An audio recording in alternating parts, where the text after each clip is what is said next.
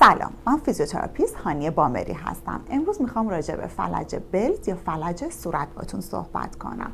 یه نوع بیماری عصبیه که بر اثر التهاب عصب فیشیال صورت اتفاق میفته که یه قسمت از صورت رو میاد درگیر میکنه، دچار ضعف یا فلج میشه. امروز میخوام بهتون یه چند تا تمرین بگم و یه نوع ماساژ بهتون یاد بدم که توی خونه انجامش بدین. حتما باید از یه آینه استفاده کنین و این تمریناتتون رو جلوی آینه انجام بدین. این ماساژ به این صورته که شما میایین قسمتی که دچار فلج شده رو بر خلاف جاذبه زمین تمریناتش رو انجام میدین. به این صورته که ابروتون رو به سمت بالا میکشین و گوشه خارجی بینیتون رو به سمت بالا میکشین و قسمت خارجی لبتون هم به سمت بالا میکشین. و دومین ماساژ به این صورته که شما بعضی نقاط رو به صورت دورانی ماساژ میدین.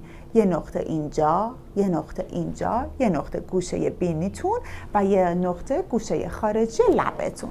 و قسمتی که سالمه و دچار این بی‌عارضه نشده رو شما با دست مخالفتون نگه میدارین و قسمتی که دچار عارضه شده تمریناتش رو انجام میدین. به این صورت که ابروتون رو به سمت بالا میبرین، بینیتون رو اسنیف میکنین و قسمت خارجی لبتون رو به سمت بالا میبرین یا به اصطلاح نیشخند میزنین.